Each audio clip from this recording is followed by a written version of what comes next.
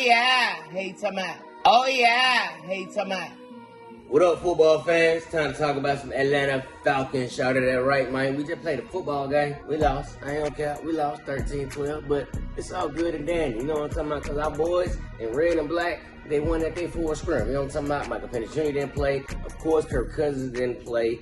And, of course, Bijan Robinson, Drake London, Kyle Pitts, and so forth, did not play.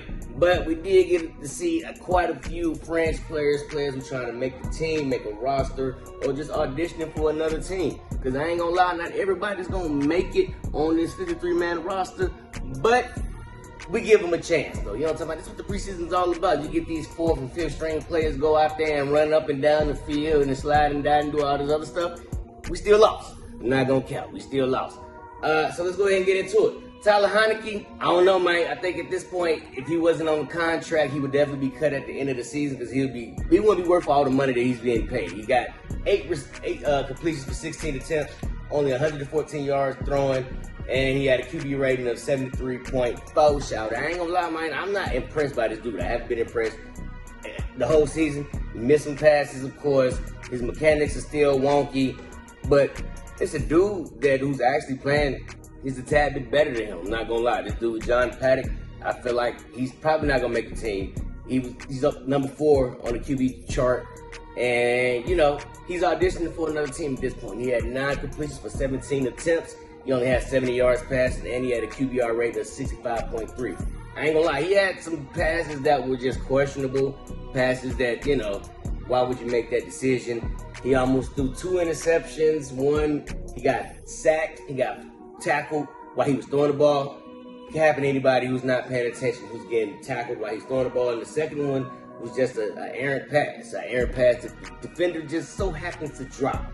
And I still like John Paddock over I like Taylor Heinicke, I'm sorry, whatever his name is. Taylor Heinicke, he's been a veteran for some years now. And he still plays like a 3rd-string backup player because that's what he will be on this depth chart when he makes the team. Because we're going to have Kirk Cousins going to be starting. Michael Penix Jr. is going to be number 2. And Taylor Heinicke, he's number 3. If we decide to keep 3 quarterbacks on our roster, we might not. We might stash Taylor Heinicke on the practice squad. Or we might just cut them all together and go with this dude, John Paddock, as our number 3 QB. Now, I'm not going to lie, bro. John Paddock and Taylor Heinicke were being helped out by this dude, Chris Blair. Chris Blair was just flashing. The same dude who caught that long pass from Michael Penix Jr. last week. He's continuing that momentum, bro. He had 4 completions for 91 yards, no touchdowns, and he had 5 attempts. So he only missed 1 pass. This dude, he's been catching it here, there, everywhere. He's catching the ball, man. We need this depth at a wide receiver position because we got, like I said, Rondale Moore just got put on IR a couple weeks back. And I like Chris Blair to be a slot in the cut, you know, I'm talking about off the line of scrimmage type of wide receiver, go and get the ball, man. Because I like to see this dude. He is flashing. He's making his plays. Everybody's saying his name. Chris Blair, where you gonna get your hair? They saying all type of stupid stuff, man. I just want this dude to make the team, man, because we only have so many people who can do extraordinary things beyond their given abilities. And I think this Chris Blair dude, he can help us get a couple touchdowns on the season, man. He's doing his thing. Now, this other dude, on the other hand, a defender, Natron Brooks. This dude has been flashing, bro. He was hitting people high and hard. Cornerback. I love to see it, man. You don't really get to see cornerbacks land the wood to somebody because we all know Deion Sanders, the best cornerback to ever play football, was not the best tackler. Actually, he avoided tackling people, but this dude, Natron Brooks, he was putting people on their backsides, making incomplete passes, getting running backs to fall behind the line of scrimmage. It's what you want to see, man. He had, you know, one of those wide receivers. He read the play on the wide receiver screen. He broke up the pass. The pass was completed, but he stopped it behind the line of scrimmage, but he saw it all the way, and he's making tackles, man. He's doing what he's doing, and I love to see people hit. It gets me hyped. I can hear the TV screen. Hit him hard. Hit him high. Hit him high. Hit him high. Hit him high. Hit him high. Hit him low. Hit him low. Hit him low. Hit him low. I love to see that, bro. Let's talk about this running back position. Now, Jace McClellan, he had the most rushing yards on the team for the day. He had 11 carries, 55 yards. He was averaging 5 yards a carry, and he had our only touchdown. Man, he punched it in for the 2-yard line. And again, we couldn't convert on the 2-point try, which is why we lost this game. But I feel like it was a smart decision by the OC, the offense coordinator, whoever's calling the plays. It was smart.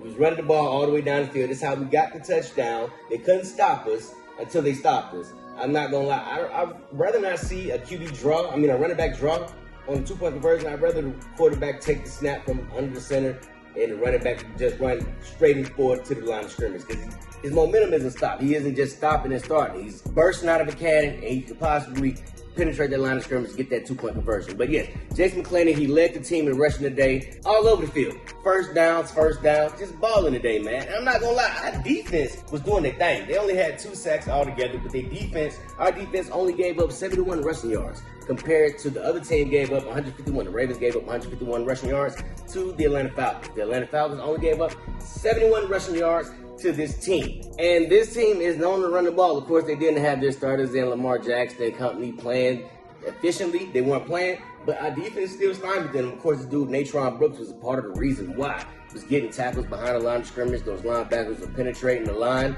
and plugging up those holes. And everybody was able to corral to the ball and make a play on the ball. Is what you want to see from your defense in the preseason. Now, I hate to talk about it, but my young ho just been getting on my nerves, bro. Going back from last season, missing all these field goals. And I think it's time that we go ahead and start shopping for another kicker. Young Way Cool only made 2 field goals on 5 attempts. And this is the part that gets me. He made a 54-yarder, a long kick. And he came back during the later part of the game and missed an even shorter kick. I think it was like a 51 or 52 or something like that, but he still missed it. And to me, that's just strictly mental, especially when you make a kick of the same velocity, the same distance earlier in the game, and then throughout the game you miss a shorter kick. That's all mental to me, man. But I can't forget that last week he missed a couple kicks, and then going back to last season, he missed a couple kicks. And kickers, you know what I mean? They're an important part of the game. They're not as important as a wide receiver, a running back, or a quarterback, but they still have the most points on any team. So a kicker is something that we need desperately, and I don't want to see our team lose 3 games because Young Way Cool is missing field goals. So I hate to say it, it's been a doozy. He's been wearing number 7 for a while, man, and he's got to go. I'm sorry. 2-5 in the preseason game, that's not good, bro. You missed a kick last week. You were 40% this week, man. That's not good. That's a below fail. That's not even green, fresh tomatoes and rotten tomatoes, bro. Nah, we can't have it. So, this has been my thoughts about the game, man. I thought we played adequate. I seen some people who made me feel good on the inside, and I seen some people make me feel bad on the outside. But ultimately, we got through it, man. We only got 1 more game of the preseason left, and we're going to be playing full football. You know what I'm talking about? Full contact Falcons football. So, y'all let me know what y'all think about the game, man. I think it was kind of up, down, all the way around. Just let me know. I've been Pat Shields. Y'all like, subscribe, share, comment, and I'm going to see y'all when I see y'all, man. Peace. You hear me?